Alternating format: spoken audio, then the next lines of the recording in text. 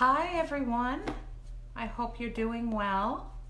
Welcome to this week's energy reading.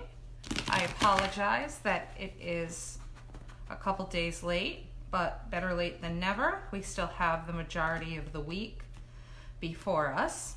So this is an energy reading for the week of July 8th, 2019.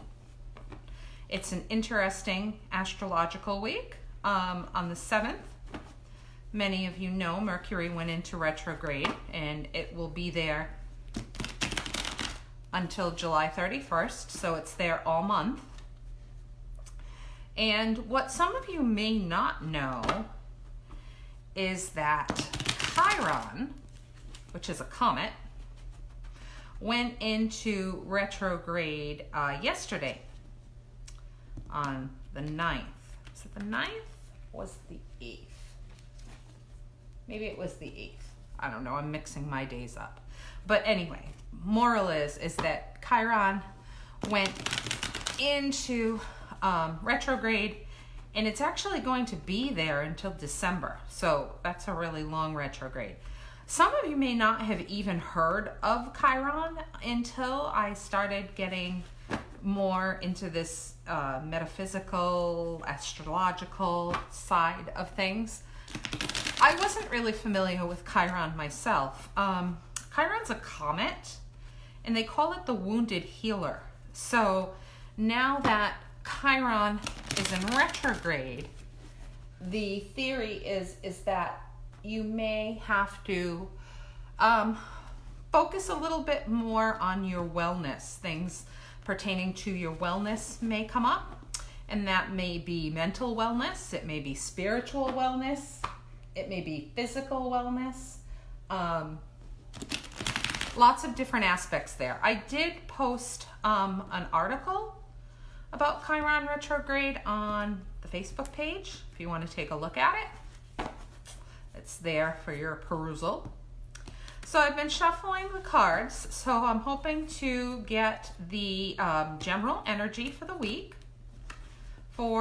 of July 8th, 2019. So as usual, we do these pick a card readings. So you're going to want to choose which of the three cards you feel the most aligned to this week. And remember that you always want to choose from your gut. Sometimes it's tempting to, think about your favorite number, or say I chose 3 last week, so I'm going to choose 2 this week. Try not to do that. Try to go with a gut level. So we'll choose the 3 cards. Card 1, card 2. Again, looking for the general energy for this week. And card 3. So last opportunity to make a decision. You don't want to choose after the cards have been drawn. You want to choose now prior to seeing the cards. So card 1, card 2, card 3. All right, so if you chose card 1, you have the King of Swords. So in tarot, swords have to do with thought processes. So this basically has to, in general,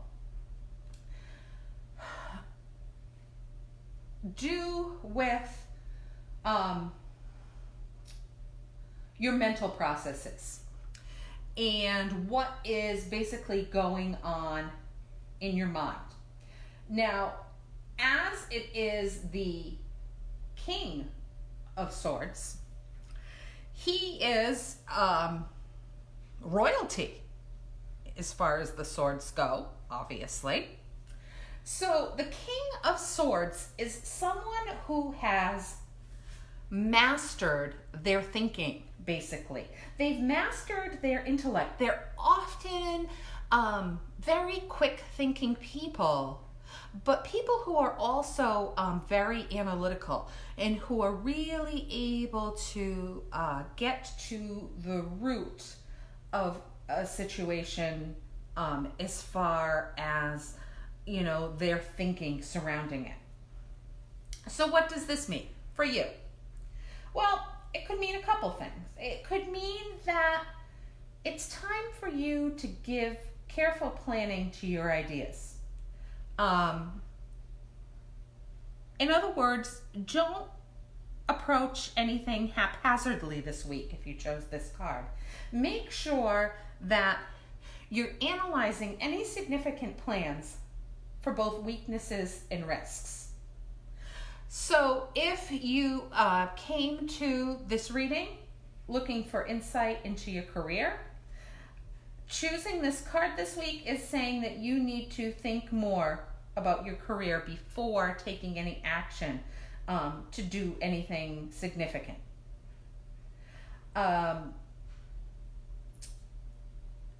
Also, with regards to career, if there's something that you've been thinking about changing with regards to your career, maybe you need to use your analytical mind and all those thought processes to better organize your thoughts in a more logical manner before moving forward. If you came to this reading with regards to a relationship, this could be sending a few messages to you. So one message that sometimes comes up when this card comes up is that basically you need to be aware of the fact that for you, it's very important for you to be matched with a partner who basically is on the same thought level as you, someone who's analytical, someone who's intellectual, but that you need that mental stimulation in order to be truly happy in a relationship. So you want to look for someone who really does love to stimulate themselves intellectually, does like to be challenged intellectually. That is the kind of mate that you want to make sure that you're matched with. The only other thing that it could be pertaining to a relationship is sometimes this actually means that you are involved with someone who is behaving like the King of Swords. So if you are involved with an air sign or someone who has the components of an air sign in their chart, it could possibly be that this is pointing out that maybe this person is using their thoughts and their ability to think quickly and be intellectual almost in a negative manner rather than a positive manner. So that rather than coming from a heart-centered approach, which is often what we're looking for when we're thinking about our relationships, this person could be approaching you in a purely, factual, intellectual type manner, and they may not be feeling as much as they should be feeling.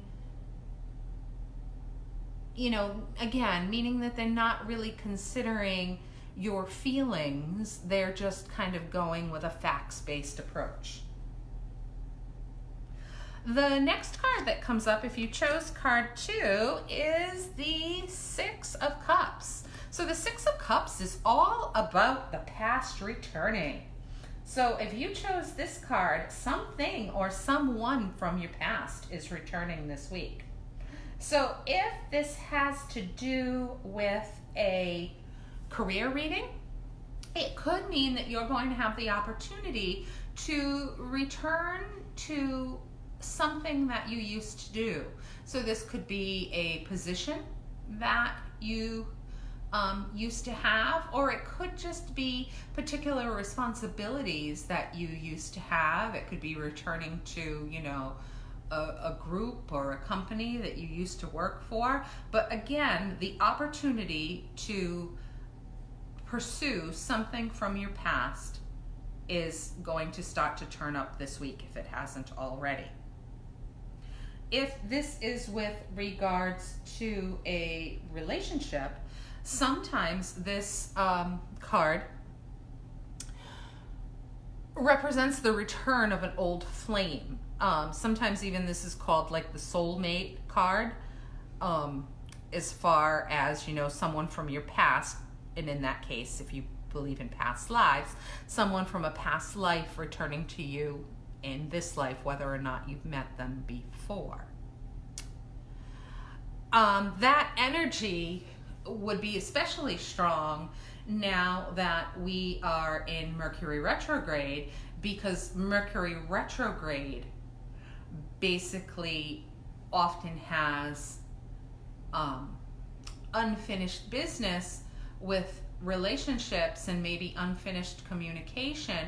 It often has people from the past reaching out. So if you chose this card with regards to a relationship, it's very possible that someone from your past may actually reemerge this week. The third card, if you chose the third card, we ended up with the Ten of Pentacles. So the 10 in tarot is the end of a cycle. So this here basically means that you are at the end of a cycle. The good thing is that you can see just by looking at the card, and you've got all those gold coins, is that when you reach the end of the cycle in Pentacles, it's all about prosperity. So that basically whatever you're asking about right now, you should have a very prosperous week with regards to it. So if this was a career reading and you're asking questions about business, basically this week should be thriving for you. There should be a lot of rewards. So yes, when we think about pentacles, we often associate pentacles, you know, with actual coins. In some tarot decks, they're actually called coins rather than pentacles. But the meaning extends beyond that. It is basically just being rewarded. So yes, it's always nice when it is a financial reward, but we all know that there are many other types of rewards that are very fulfilling to us and can be very rewarding. So because of this prosperity, if you have an opportunity at work this week, it is advised for you to take it. It is probably going to be a positive decision.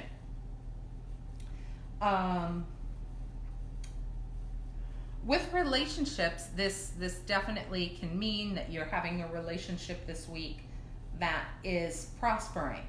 But in these general readings, it's always, you know, hard to pinpoint exactly what the energy is, because I'm not reading for one person, I'm reading for, you know, the collective.